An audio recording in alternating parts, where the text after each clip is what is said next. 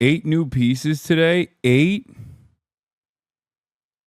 pieces? That's crazy, bro. That's too many pieces. That's too much mustard. This site is getting a lot of utility. Head not so small here. Thank you. It's maybe because I'm wearing something that's like actually form-fitting. Fox and Friends did a segment on YouTube. Brian Kilmeade was talking about how dangerous you are, but nothing uploaded on YouTube. Again?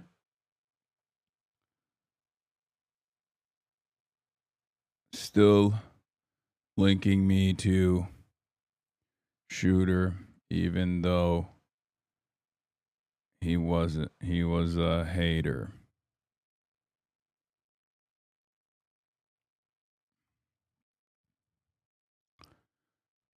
I guess no one cares, right? It's just, we knew that already though, right? We knew that already. I don't understand how we can exist in this kind of insane media environment, but Fox News. Wait, well, I'm scrolling, but it's not showing. Where is it? Where are the latest ones? Washington Examiner, 1 hour ago. Will the Democrats embrace hating America in 2028? Washington Examiner, another hour ago. Democrats have normalized political violence. The New York Times.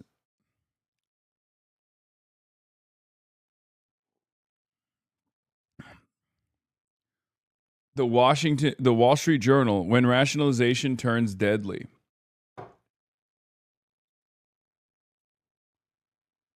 It's very strange. It's a very strange phenomena where all of these guys, on the one hand, are frustrated with the lack of credibility that the media has, but also on the other hand, they're just like playing fast and loose with these kinds of narratives that make no sense. It is what it is, I guess.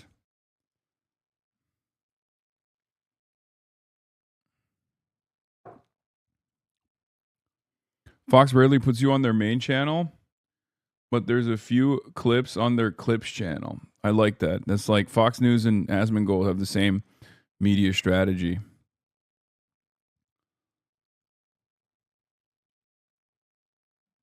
Try refreshing, Control Shift R. Oh, Jewish Telegraph Agency. That one came out. That was supposed to be an interview that I did. That one's actually interesting. I want to see how people react to that one. Hasan Piker favors Hamas, is pushing Dems to be anti-Israel, and wants Jews not to worry about him. An interview with the influencer gaining ground with liberals and alarming Jewish leaders. That's a crazy title for it. Oh my God. I had like a almost 2-hour conversation with Andrew Lepin. That's awesome though. That's a funny title for it.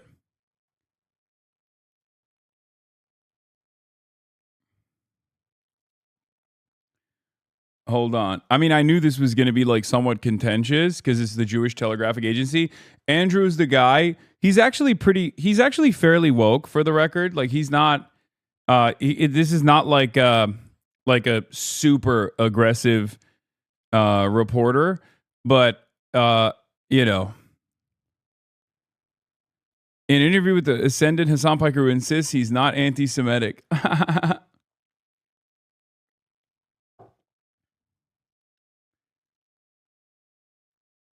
What's the link to this website with all these articles? Is Hasanabi M44C Hasanabi.m44.cl. Republicans are sinking, but Democrats aren't rising. Yahoo Finance. I'm pro piracy all the way. Influencer Hasan Piker and others debate micro looting. What the hell is this, man? This is. I'm eating it from every angle. It's like Bloomberg. What Hasan Piker's statements about patents implies for the future of patents. Like, they're going to be like, They're going to be talking about me on, I don't know, like Kitchen Weekly. Hasan Piker eats chicken the wrong way. What this says about the consumption of chicken.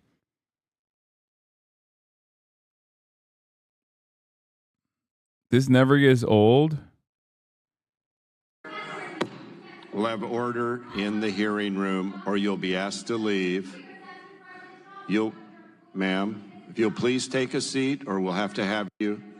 Then you'll need to relieve. Donald Trump, help us. Please help us, Mr. President, before it is too late, because Jack Dorsey is trying to influence the election.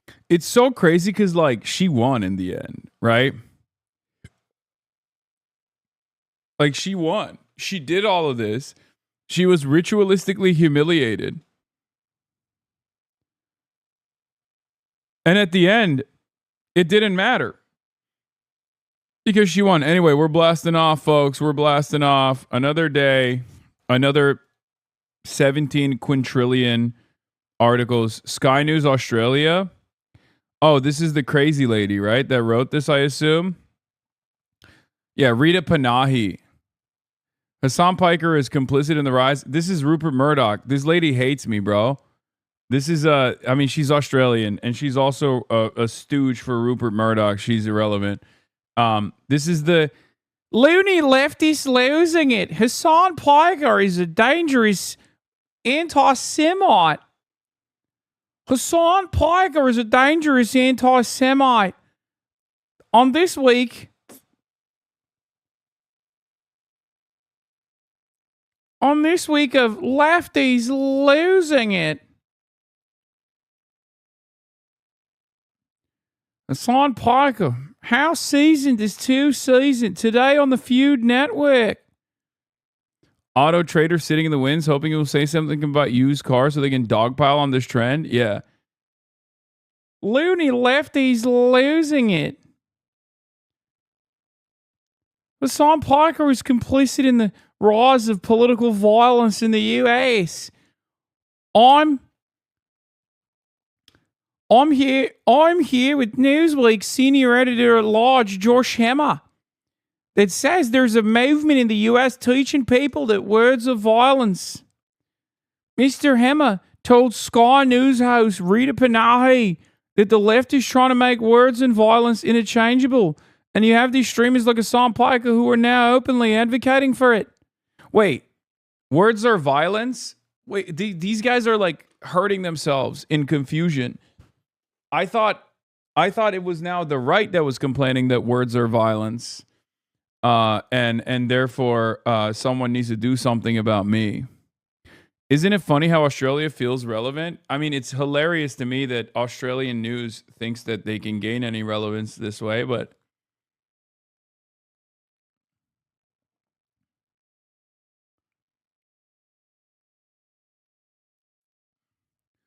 on this week of lefties losing it, Hasan Piker. She lives in America. We don't claim her. Sorry, with this accent? It's not. It's not.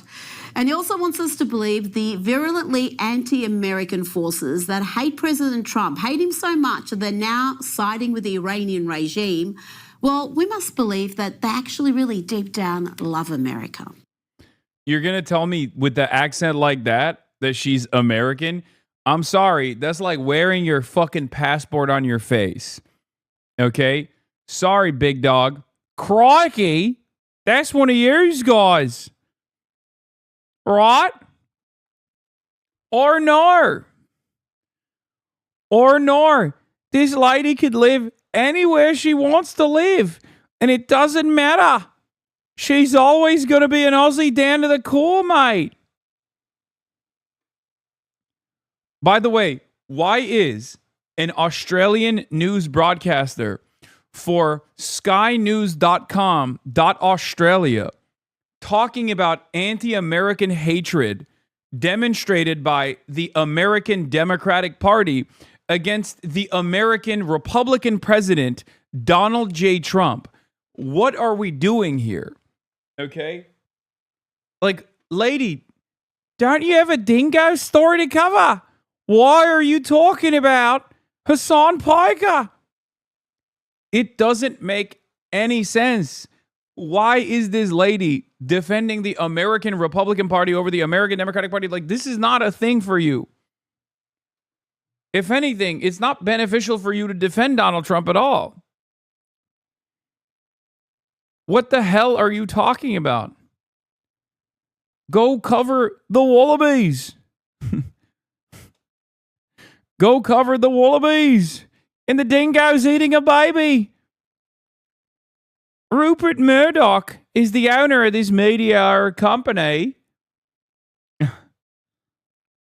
Anyway, I'm not even going to fucking dignify that with a reaction.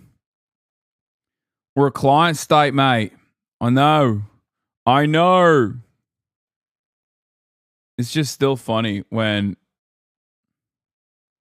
the youngsters aren't going to get the dingo joke. You think youngsters don't know about a dingo ate my baby? Put the shrimp on the barbie. A dingo ate my baby. That's like, do Zoomers not know that? Is that you or her talking? Chatter's like, I'm on audio only. I can't tell. I can't tell if it's you talking or if it's her talking.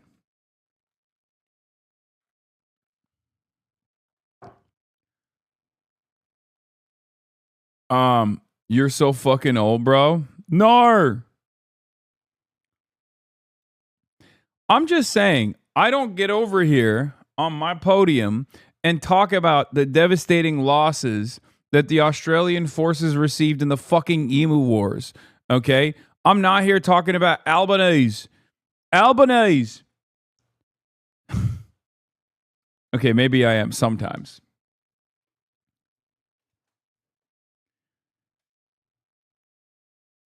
A dingo actually eat that baby, though? Yeah. Babies are dingoes meat on the Barbie. Anyway, I'm excited to hear about this Jewish Telegraphic Agency article and like what came out of it. And I also want to see what like people will say. Dem's response is working against real organized resistance by jumping on any act of resistance, calling it evil and glazing the cops.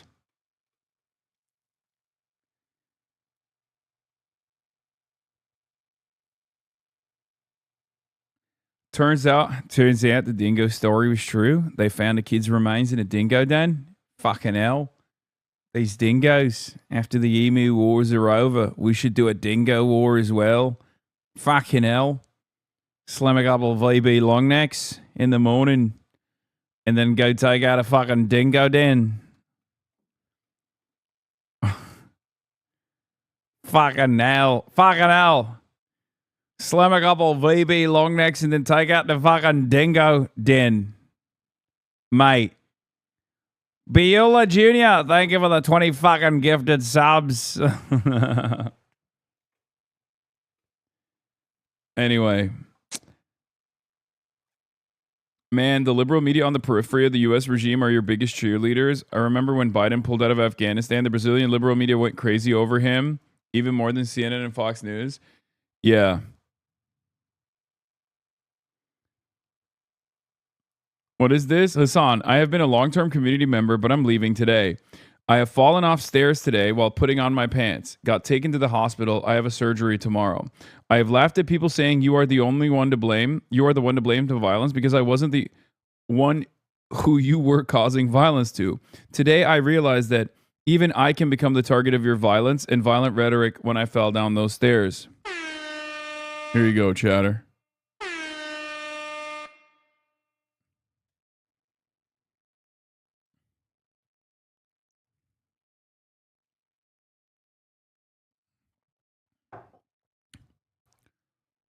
Anyway, let's get back to Laura Luma. Lefty's losing it.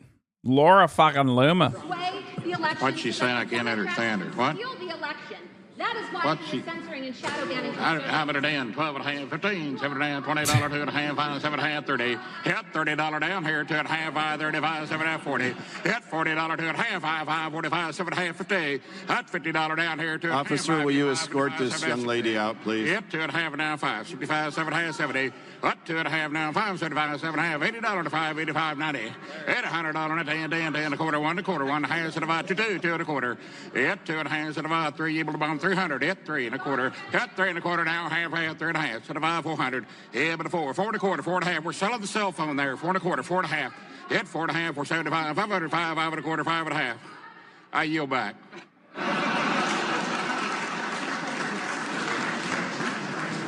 Incredible work. Oh, wait. Someone's at the door. Hold on.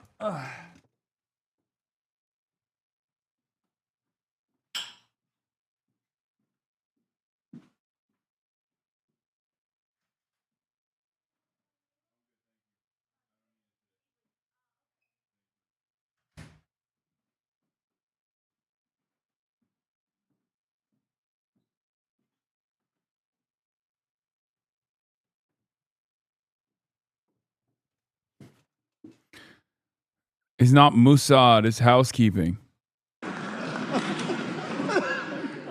Somehow I think our auctioneer in residence going to get tweeted about today.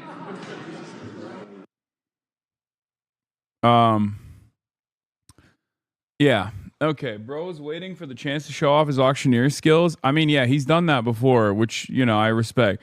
By the way, this one got 700,000 views. We're so back.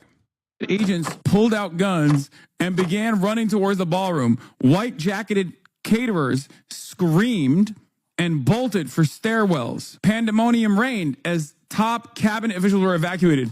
Robert Kennedy Jr. and his wife, Cheryl Hines, came out and were ushered into an elevator. Then Janine Perot emerged. The FBI director, Kash Patel, came tearing across the hallway with 2 men in tow. His girlfriend was hiding in a room with another man who was holding her hand. Oh! Kash Patel is both fired and cooked at the same night, bro. Ooh, sure. Oh, my God. Stop spoiling the new episode of The Boys. Anyway, I'm making a spaghetti squash. That is so fake. So fake. Wait, what? Oh, they're talking about the attempt. I was like, what? The story's not faked. Literally people just sitting at their tables unbothered. Yeah, everyone on TikTok, everyone on LibTalk, everyone on Twitter, virtually every fucking liberal is like, yeah, this shit was fake, dude. That's all I got. They're faking this for the ballroom. And guess what, dude? I don't think you realize how funny you are when you go live. Thank you, chatter. I don't realize how funny I am. Okay? I don't. I think I'm unfunny. I tried to be as funny.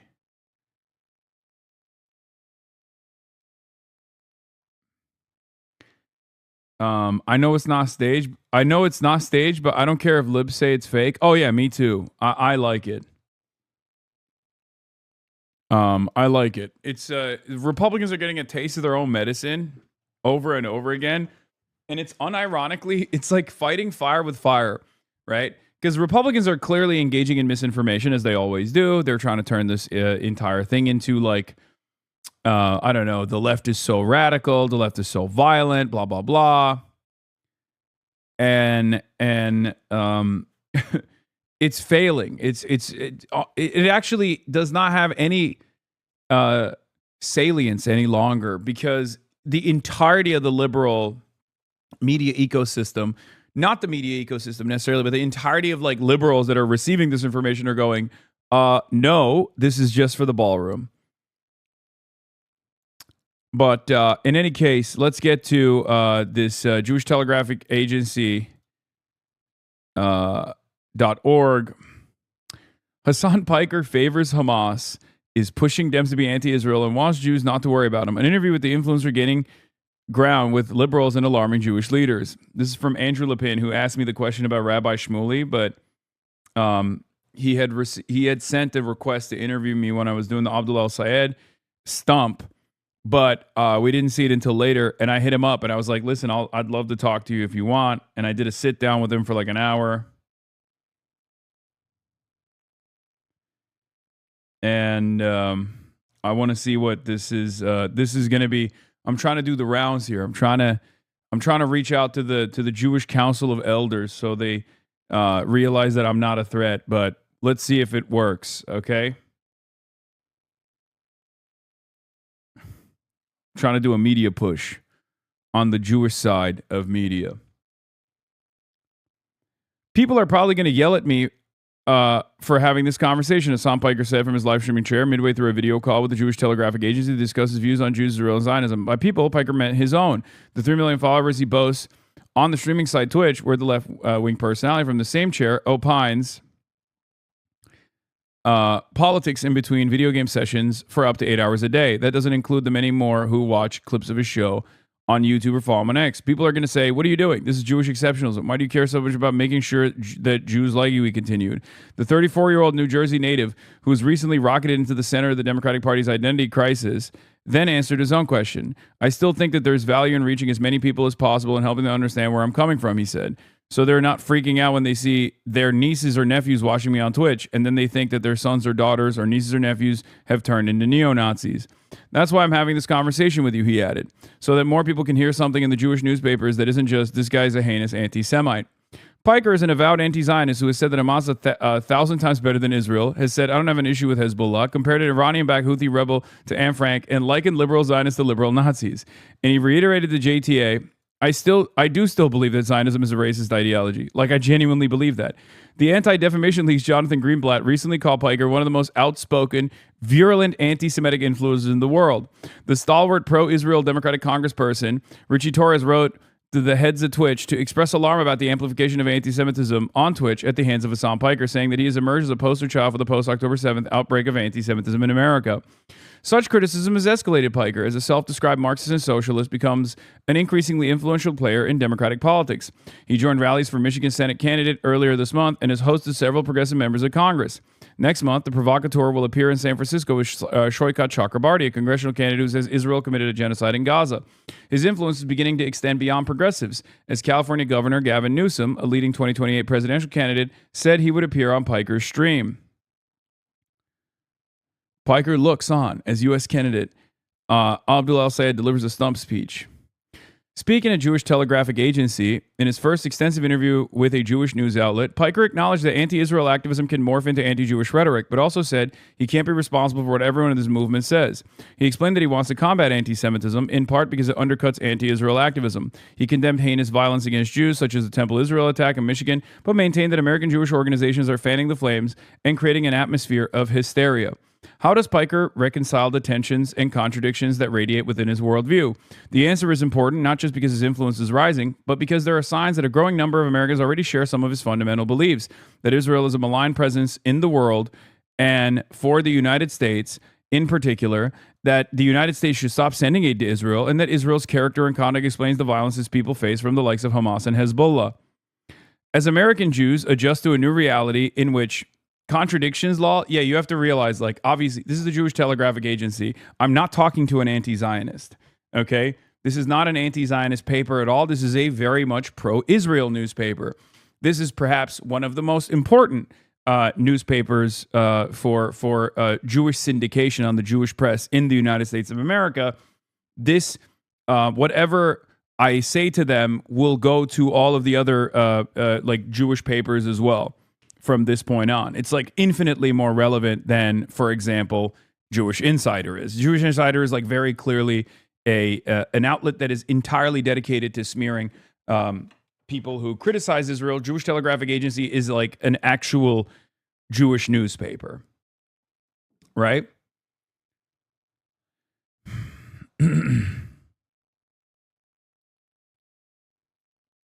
If you're not an anti-Semite, why on yesterday's stream did you spend 3 hours reading from the Torah with a silly, condescending voice? Shut the fuck up, chatter. Anyway.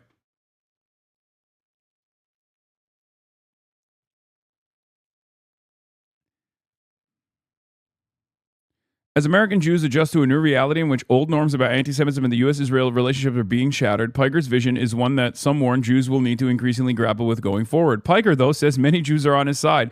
There are a lot of young American Jews, at least in my community, who also feel this way, he said. They might be a little bit more shy about expressing their opinions in polite company. Yeah, this was for all the Jewish Hasanabi heads out there, by the way. I was fucking coming... I was doing mama bear work for you so that you can have a normal conversation with your relatives in the future.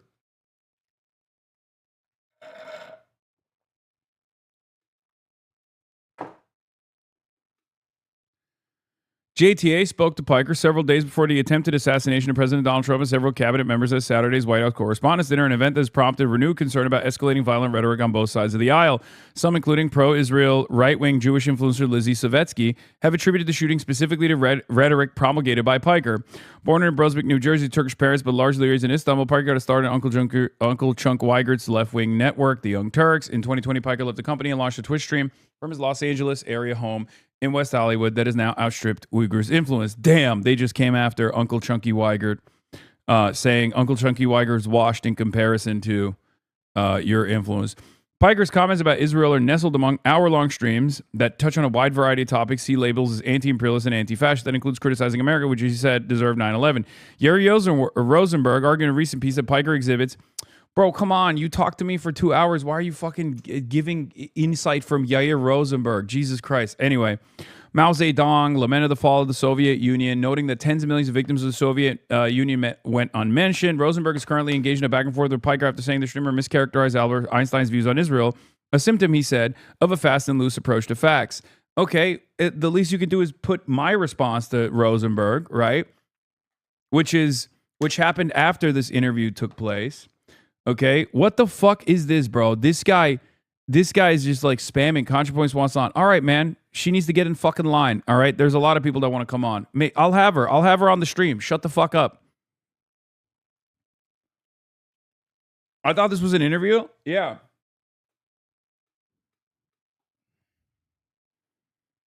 Oh my god, bro. Oh my god. I can't believe Contra still has fucking shooters.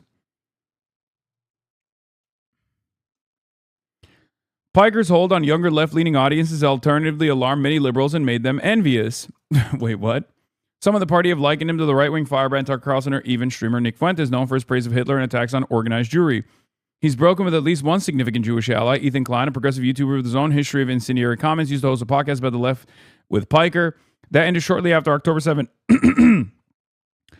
When Klein, who was married to an Israeli, sharply diverged from Piker on Israel Today, Piker posted memes comparing Klein to Senator John Fetterman, the Democrats whose sharply pro-Jewish views the left sees as traitorous. But others see him in the potential to achieve an elusive goal, the Joe Rogan of the left. Largely male, disaffected voters to the Democrats through the force of his own charisma and unfiltered opinions. Jewish New York Times columnist Ezra Klein recently joined several other prominent liberal pundits in encouraging engagements with Piker and said the Twitch streamer was an anti-Zionist, not a Jew hater. Last week, Piker appeared on a Times Opinion podcast as a political commentator to argue in favor of a petty theft as a form of political protest. Look, man, I extended the olive branch. I tried to have a normal conversation. If they want to turn this into a hit piece, then whatever. The big reason why I did this, for the record, was because I reached out to them so that we could do an interview. We talked for like an hour and a half. I gave them more than an hour of my time, and there's very little of the conversations that we had that are in this piece at all. It's just like boom, boom, boom, boom, boom, hit after hit. Now, the irony, of course, is that the reason why I wanted to have this conversation, I wasn't expecting them to write a puff piece, but the reason why I wanted to have this conversation was because I was like issuing a warning, okay? Basically rehashing some of the warnings that I made at the Oxford Union speech, right? The exact same warnings that I gave at the Oxford Union speech that I thought I could reiterate to the Jewish Telegraphic Agency that has a lot of older Jewish readers who would perhaps understand like where I'm coming from, number one, even if they don't agree with me, and recognize why so many young American Jews also no longer agree with them, see Israel in a different way, right? warning to them just sounds like a threat. No, the warning is that anti-Semitism is rising, and it's because of Israel. It's because a lot of Jewish institutions do present themselves unified in support of Israel. And you are teaching non-Jews in the United States of America and in the Western world the wrong lesson, a lesson that only foments anti-Semitism. It was two different things I wanted to talk about, which I tried to talk about. The conflation between Zionism and Judaism from our perspective, from the perspective of people in this community, both, young American Jews and non Jews alike, like anti-Zionists in general, and why they hold the opinions that they hold about Israel and why it has nothing to do with anti-Semitism. You might not agree with that at the end of the day. You might not necessarily agree with that, but I think it's good to hear that perspective, right? Ultimately, it doesn't really matter, right? This is not this doesn't matter at all, because most people that are in the readership already have a negative opinion of me. So this only adds on to the fucking pile. It's not going to change anything, right? Hold on. Door.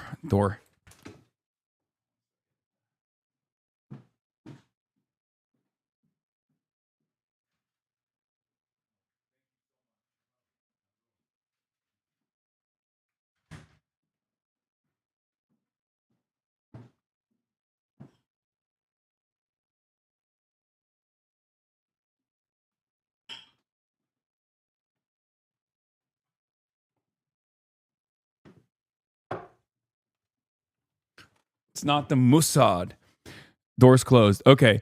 Yehuda Kurtzer, founder of the liberal Zionist think tank, the Shalom Hartman Institute, disagrees with Klein to welcome Piker. He argues means embracing the changing of the goalposts in the acceptability of Jew hatred in liberal societies. Either way, Piker doesn't just want outreach. He wants to convince people of his positions.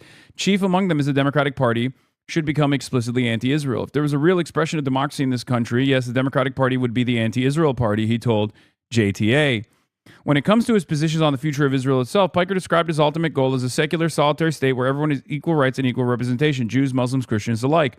A state that would come with the Palestinian right to return, a Truth and Reconciliation Committee, and some form of reparations. But he was open, he said, to a binational solution in the region in the interim period, even if it's not the most moral from my perspective. He dismissed concerns that his vision would put Jews at risk. When Palestinians were fully integrated into Israeli security apparatus, he said, they would simply have no further need for Hamas.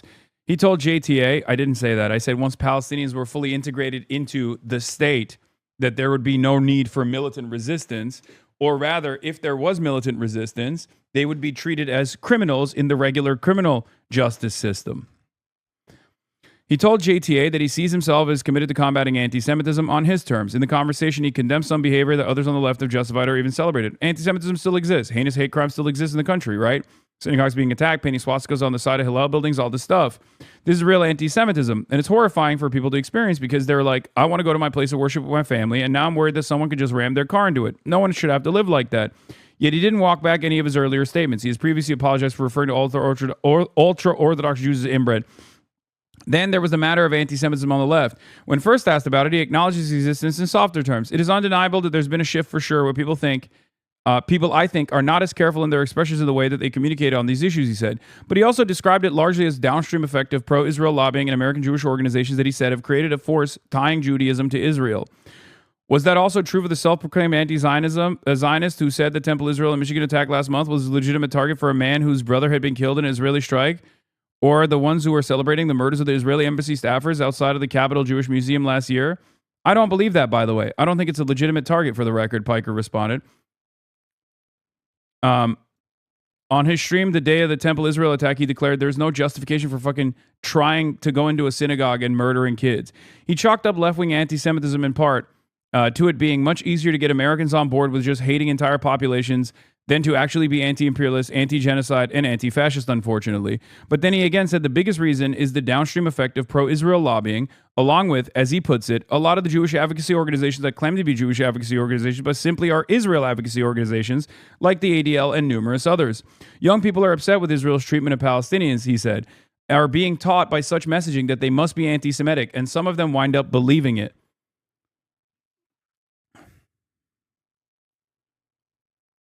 Okay, good. At least they put this part in the fucking article later down the line. It creates an environment of panic and hysteria that serves the interests of Israel, he said. And I think it's actually not beneficial for American Jews at all. He acknowledged that not everyone on the left seemed to think that fighting anti-Semitism was a moral imperative. This will come across as maybe messed up, he prefaced. But the attitude from some is anti-Semitism is a problem. However, it's nowhere near as large as a problem as Islamophobia is. When it comes to his fans, he said, some people say, why should we care about this? He was not one of those people, he insisted, even if, in his estimation, anti-Semitism is no longer a systemic form of discrimination in America the way it had been in the pre-war period. Piker believes his stated interest, pre-war, by that I mean World War II or even post-World War II. I don't know why he said pre-war. I don't know if he thinks I meant like post-October 7 or something. I'm talking about like anti-Semitism used to be a systemic form of discrimination in the United States of America, but it's no longer the case. Piker believes his stated interest in fighting anti-Semitism sets him apart from anti-Israel streamers on the far right, including Fuentes, the avowed white supremacist Hitler fan, to whom a growing number of Jewish and political figures are comparing him. In Piker's case, his record speaks for itself. The same with Nick Fuentes. I don't need to go into detail about who they are or what they represent, Ted Deutsch, head of American Jewish Committee, told Jewish Insider last month. Neither of them belongs in the middle of the political process as a result of candidates choosing to put them there. Piker is insulted by the comparison to Fuentes. He thinks Jewish groups consider him a threat precisely because he's not Fuentes. That means, he said, that they may see him as a more persuadable, rational influence on young Jews. Nick Fuentes, we both know, is a neo-Nazi. He's a Holocaust denier, right? He's horrible. His worldview is repulsive, Piker said. He's not going to be able to get Jonathan Greenblatt's nieces and nephews to really reconsider their relationship with Israel. An ADL official sharply disputed Piker's characterization. The organization is warning about Piker, said Oren Segal, the ADL senior vice president. I love that line is now in the Jewish Telegraphic Agency. ADL senior vice president of counter-extremism and intelligence, because his praise of groups like Hamas and Hezbollah is normalizing them for his audience. I don't think Hasan Piker is offering a nuanced understanding. He's celebrating them. I mean, his favorite flag is Hezbollah, Segal said. He's giving them a voice and legitimacy, and I think that many in the Jewish community are concerned about. Is that unreasonable for people to be concerned when they hear that type of language? I don't think it is. First of all, you don't just say my language is concerning. You say I'm the most repulsive Jew hater in America. So don't fucking back down now. Okay, you're the ADL. You have put a target on me, a much larger target, as a matter of fact, than you have over Nick Fuentes. I'm just addressing why that's the case. Okay?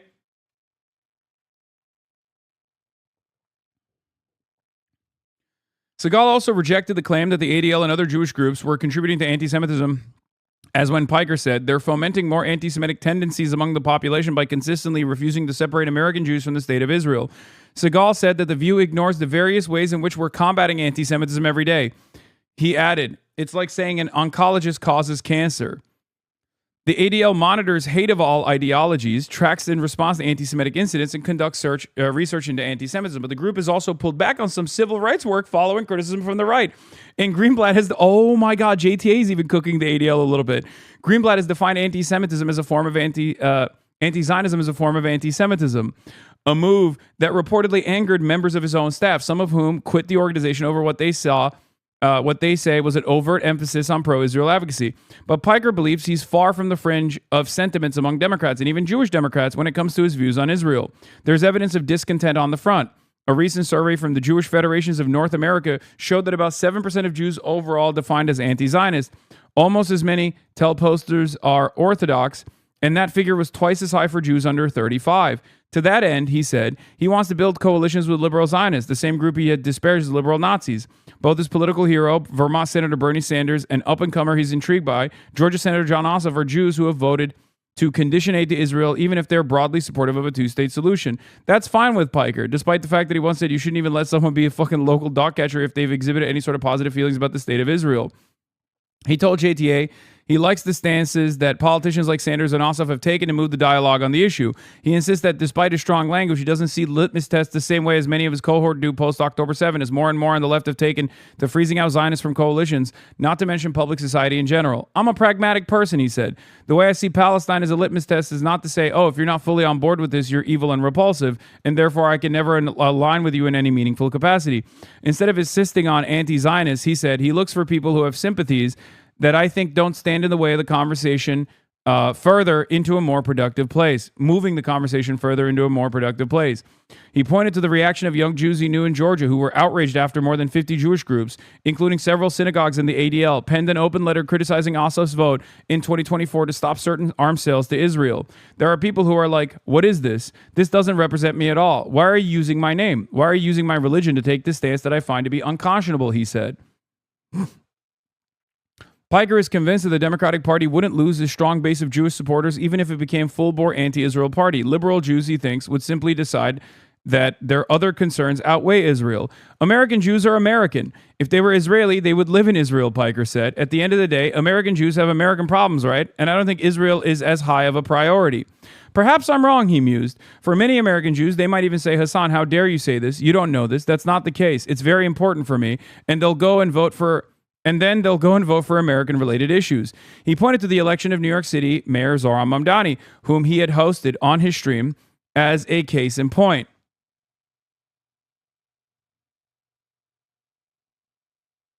What the fuck is this? Cancel. As an estimated 1/3 of city's Jews voted for him, according to exit polls. Fundamentally, Piker believes anti-Semitism is a distraction for the left. If you see what Israel is doing to be a problem, as I do, and you want to solve this problem, you have to dial in on the actual root of this problem, he said. And I find that anti-Semitism oftentimes is moving people to focus on Jewish people rather than the actual issue itself.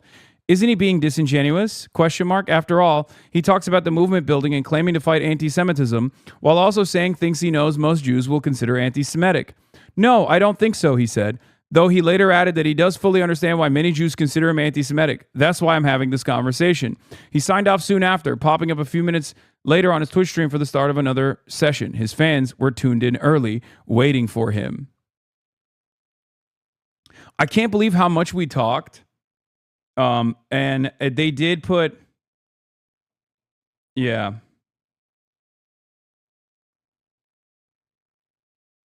Noah thinks it was a lot more hostile than he expected as well. It's funny because we were yucking it up. We were laughing. We were laughing around. I even joked and said, you know, people are going to yell at me for doing this, but I think more people are going to yell at you. On your side. And maybe he listened to what I had to say, and that's why he turned around and wrote a much more hostile article so that people wouldn't yell at him. I don't think you should have said that the last part. You were way too conciliatory. No, I mean, I had this conversation with Peter Beinart as well, where, look, from my estimation, there are a lot of Americans that have racist opinions, white supremacist opinions. It's not... You know, the way I see it is the same, okay? You got to convince racist people not to be racist. Zionism is a racist ideology, okay? And if there are liberal Zionists out there who are not going to set up hurdles in front of anti-Zionists in their organizing efforts, then I'm not going to immediately cast them aside. I'm not going to go after them first, okay? That's it. In this country, there are a lot of powerful people who are unbelievably supportive of Israel. Okay? A lot of them are not Jewish. Plenty of Jewish people also are pro-Israel, however, to varying degrees.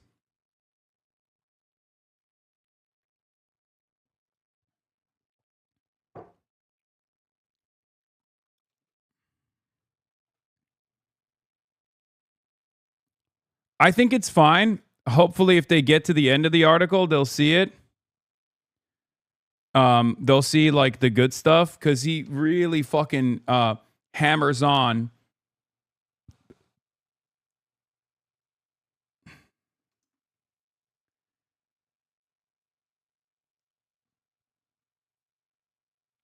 Brace is selling you out for Bitcoin. He said I should be killed. He says capital should be killed, and the mainstream media gives him a platform. Is so disgusting. Will betray for 7 Bitcoin. DM.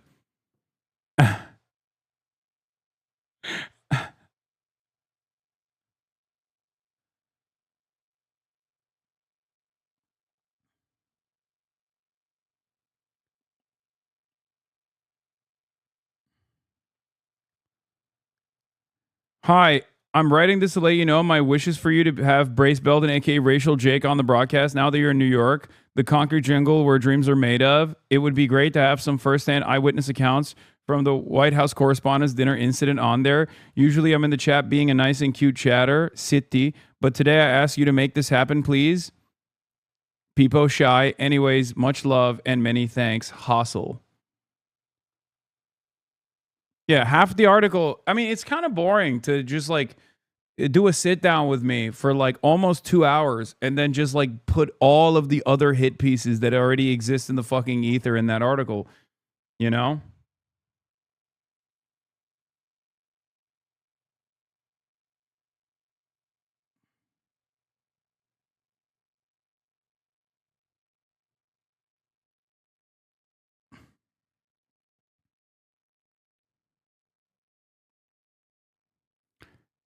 Kind of sad, but what are you going to do?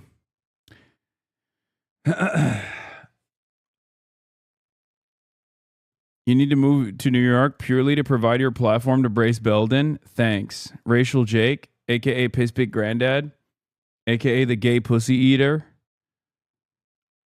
aka the Gourmand.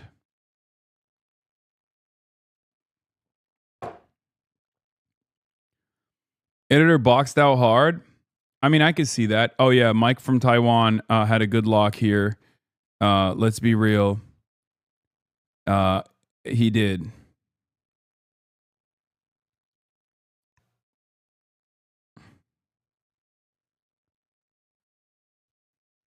Yeah, Cold Force, it seems, was he might have been a straight up Sex Destiny fan, unironically.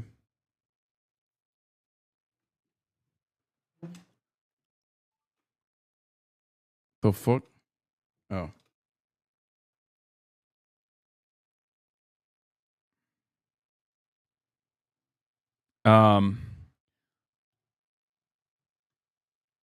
Yeah, this is a Ukraine Israel kind of guy, I think.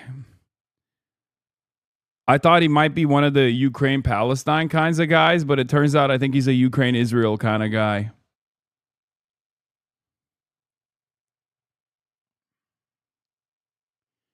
The problem is they don't understand like that. They understand it as if you're saying you're kind of anti-Semitic, so don't give them anything. Okay, man, I'm 34-year-old media professional. Okay, I've been doing this for 10 years. Thank you for your concern, but I think I'm going to keep doing what I'm doing because my policy is being honest unconditionally in an uncompromising manner, even if it offends the sensibilities of those who oppose me ideologically, those who don't understand what I'm trying to do, those who don't understand what I'm trying to say, even those who are aligned with me, right? That's it. Yeah, he's a Brianna Pooh fan as well. I know, which was really funny because Brianna Wu was the one who was chirping, being like, "He's definitely a free Palestine guy."